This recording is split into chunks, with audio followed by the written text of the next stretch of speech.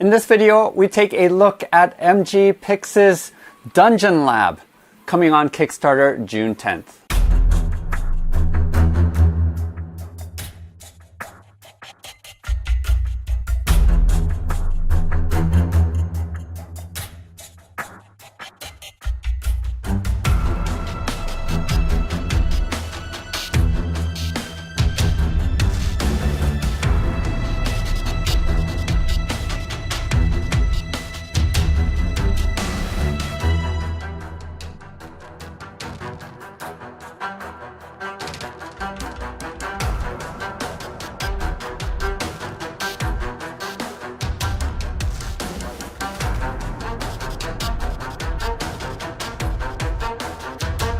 But before we get into today's video, just want to share with you what the GGGG is for this month.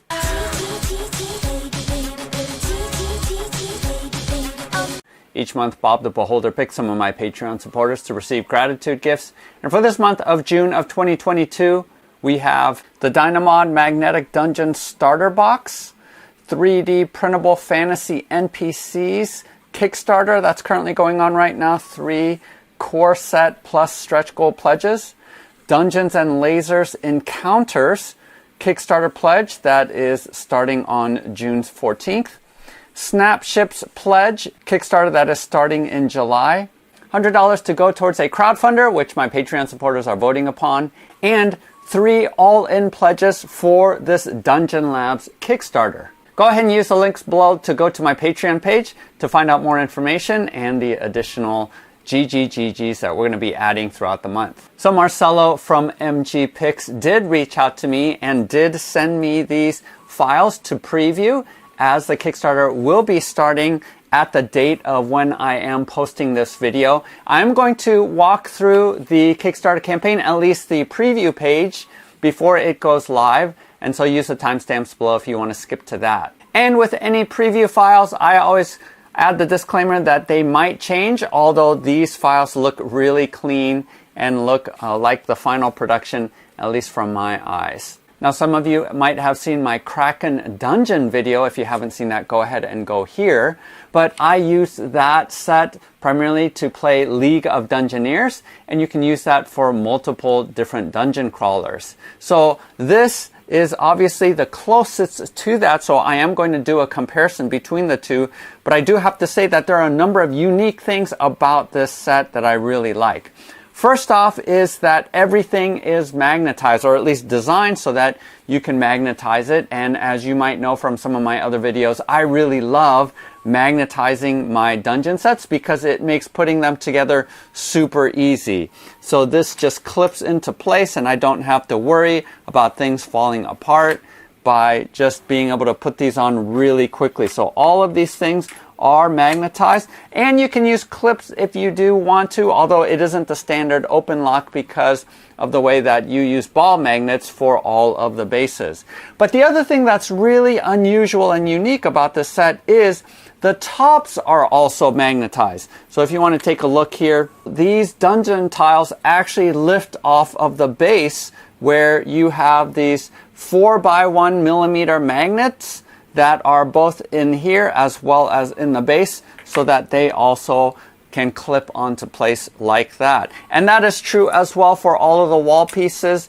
They are also magnetized as well to the base. I think the thinking behind that is so that in the middle of a game, let's say that you want to drop a trap, you can just lift off one of the dungeon tiles and stick it right in here. And by the way, I did custom make this trap just by using MS 3D Builder and putting in holes so that I can drop toothpicks in there. But maybe there will be traps that are part of the stretch goals for Marcelo's Kickstarter campaign. But this way you can really customize and create different things, drop in also a boulder as a trap as well, and that makes this set really versatile. Also, he did send me 2 different floor tiles.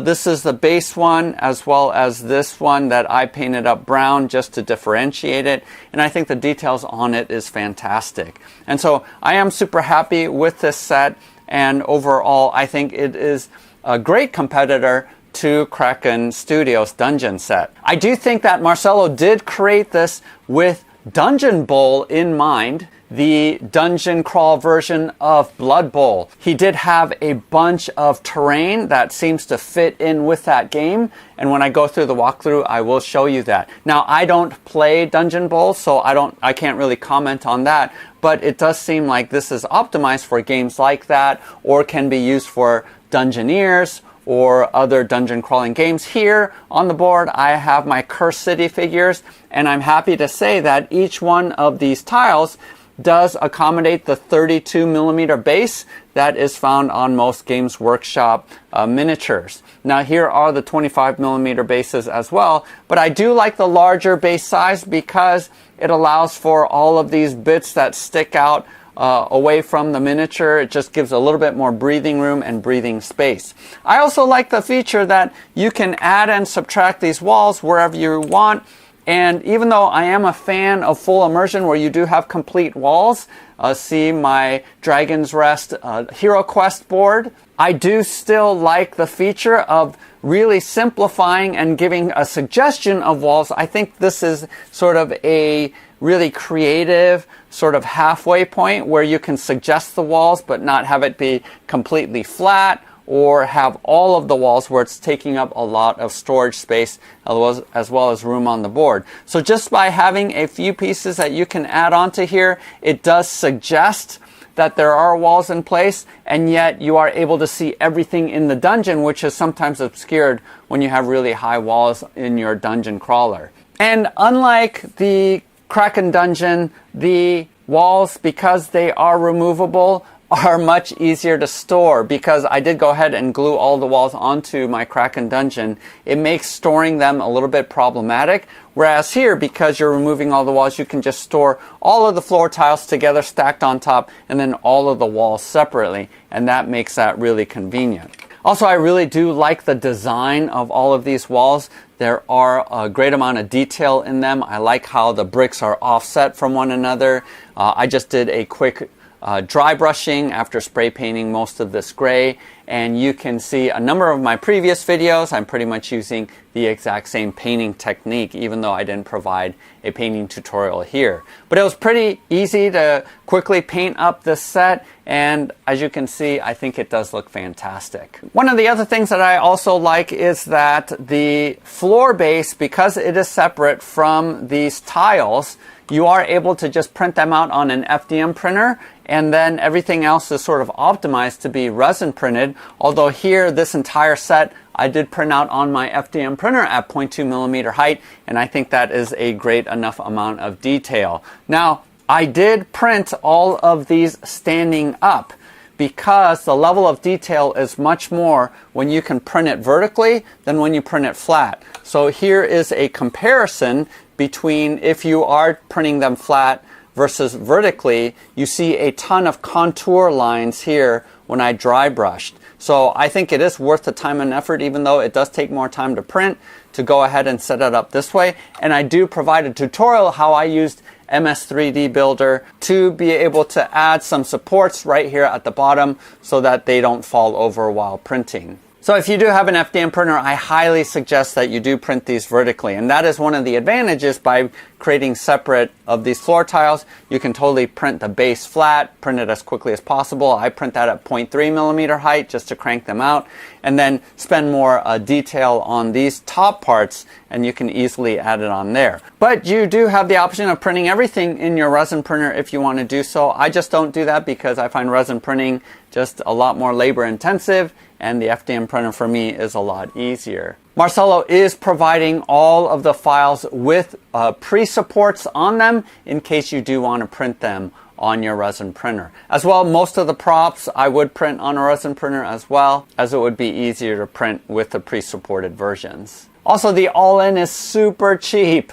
I was sort of wondering whether or not Marcelo would have made more if he just made it pay as you want, but this is a fantastic deal. Now, I will say I am wondering what the benefit is of creating these to be separated from the floors, especially the walls, because I don't see much advantage in having separate walls because you're already printing these vertically. So I did experiment a little bit and did print some of these corner pieces fused together. Again, I fused it in MS Builder, and I think it's just as easy just printing this out as one piece because there aren't many circumstances where I will be taking this piece off from here. Now that's totally optional for you, and in order to save as well on magnets, I didn't bother to put in magnets here on the ends because it sticks well enough on the side of these floor tiles. Also, if you're not going to be pulling off these dungeon tops very much from the bases,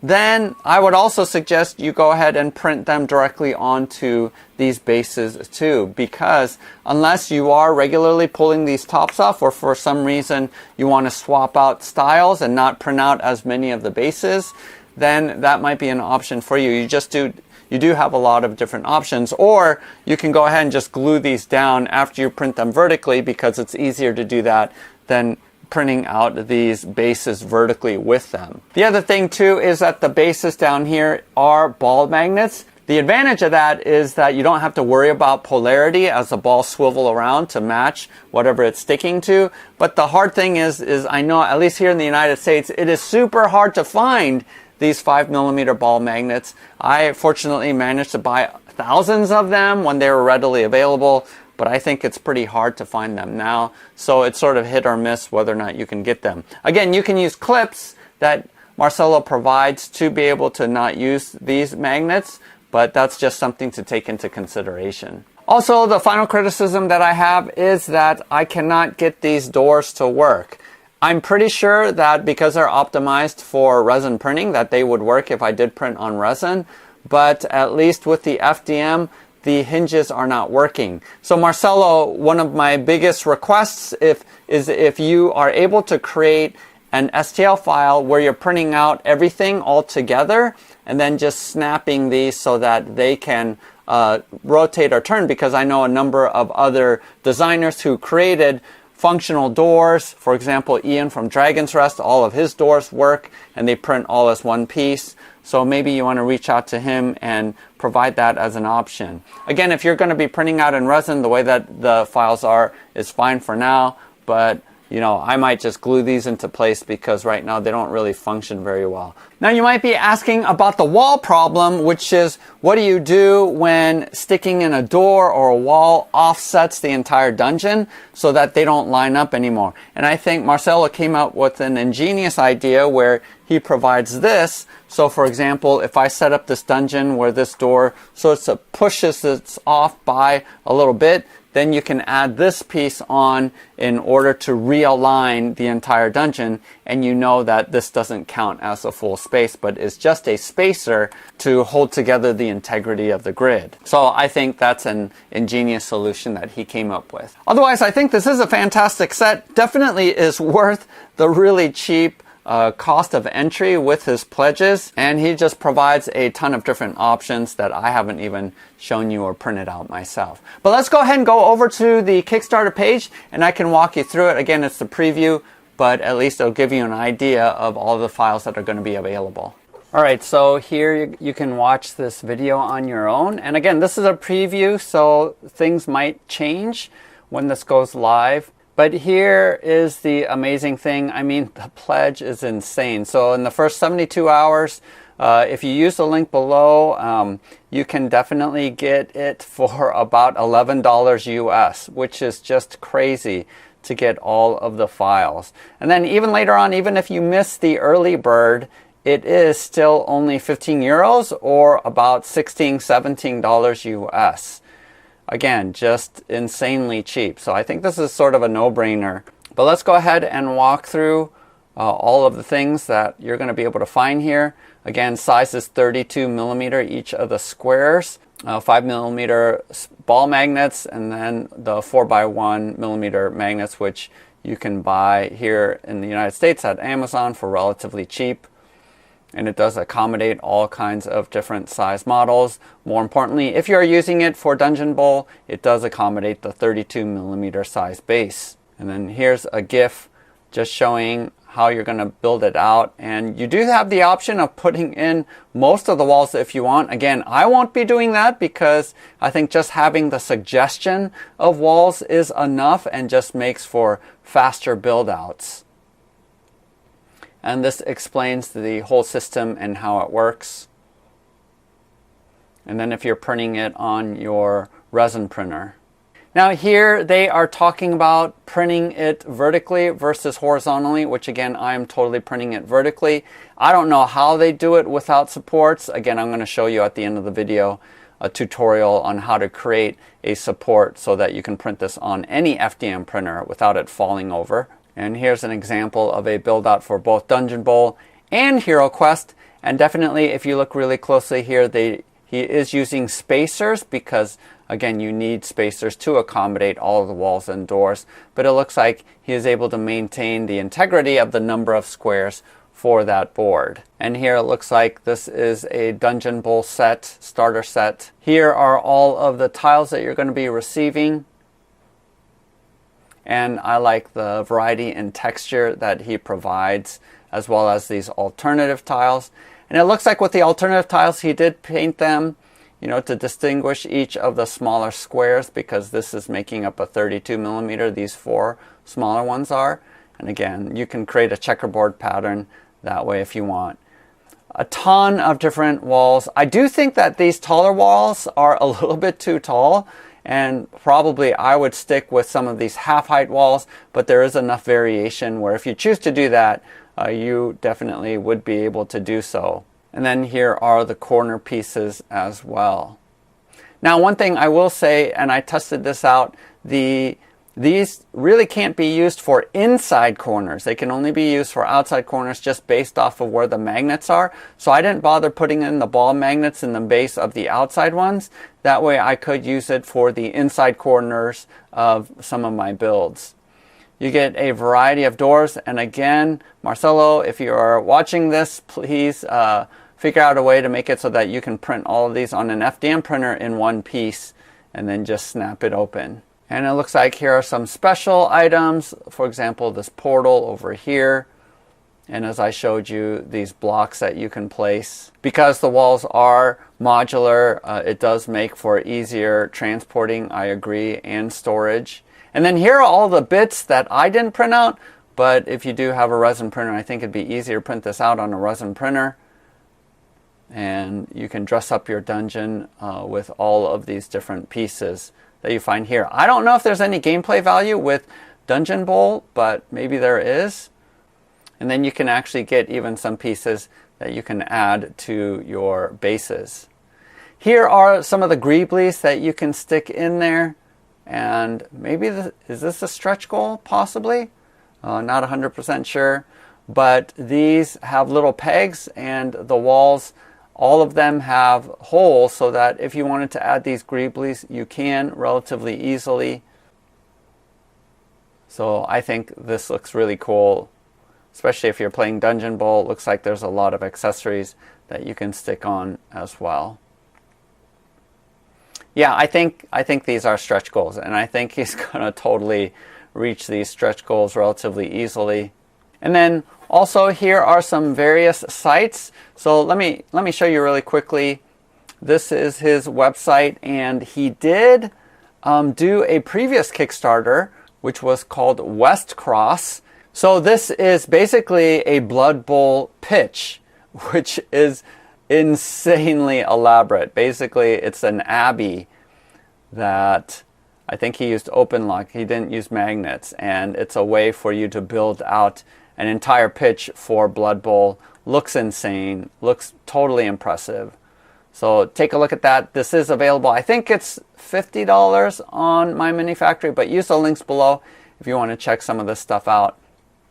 He also does have Instagram and Facebook if you want to check those out as well. So this campaign will end on July 10th. So make sure to jump on board. And the early bird special is going to be the first 72 hours starting June 10th. So there you have it. Hopefully this video was helpful for you in recognizing this really cool build that you can use for a lot of your dungeon crawlers. Again, optimized for Dungeon Bowl, but can be used for a number of other games, even Cursed City, League of Dungeoneers, or any of your other favorite dungeon crawlers. Again, use the link below to go to my Patreon page if you want to get a chance at being chosen by Bob the Beholder to receive one of these at the end of the month when he does the draw.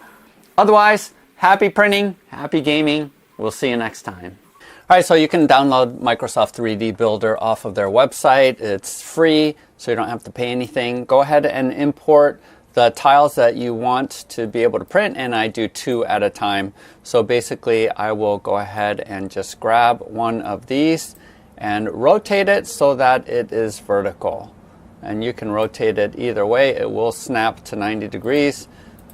Once you do that, go ahead and do the other one. And then one of them I actually do rotate to go face the opposite direction as the other one. And sometimes it doesn't snap for me.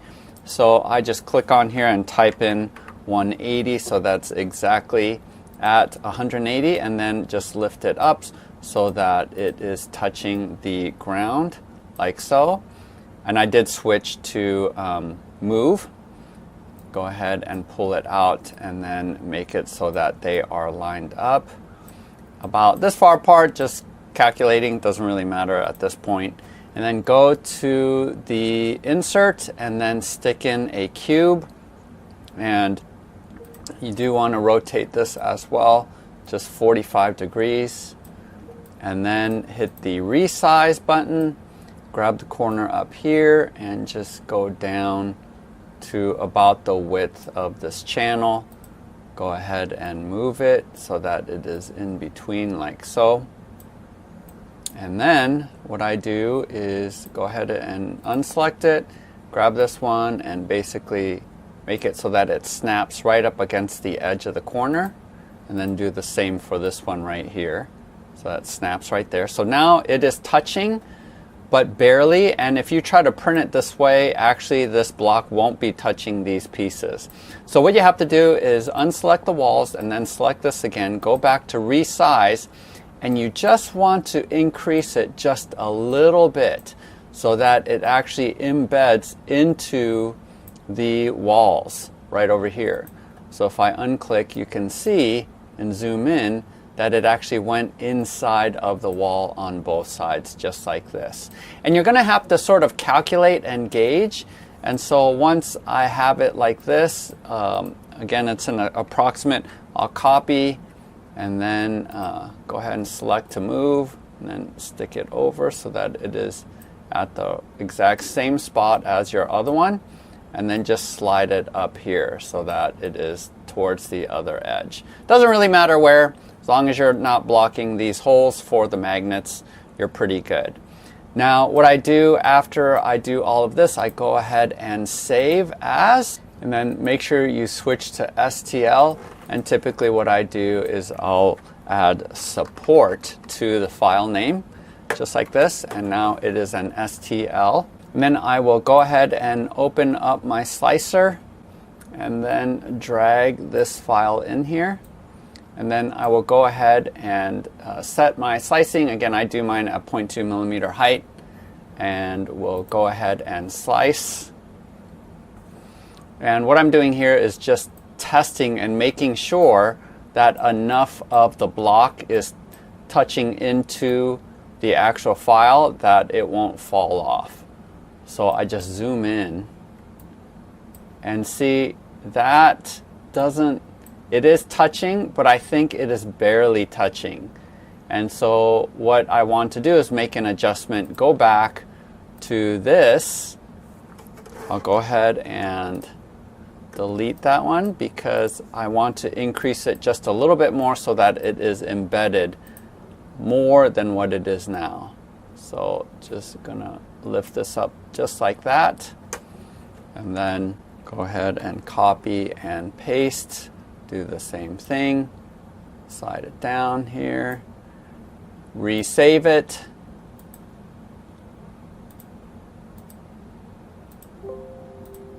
go back to my slicer, do new to erase it, and then drag this back in here, reslice, And now you see that it's embedded even more. So this is good enough right here. You don't want it so that the yellow part, the second layer, is touching. That's way too deep and it'll be much harder to cut it off. But this is about the width or the embed, how much you want it embedded. And then I do click off the brim. Now sorry that I'm not using Cura, which I know most of you do. This is Prusa Slicer, and that's the tool that I use, but I'm sure you're able to do this in Cura as well. And then you just go to print, and this will take about 3 hours, 2 minutes.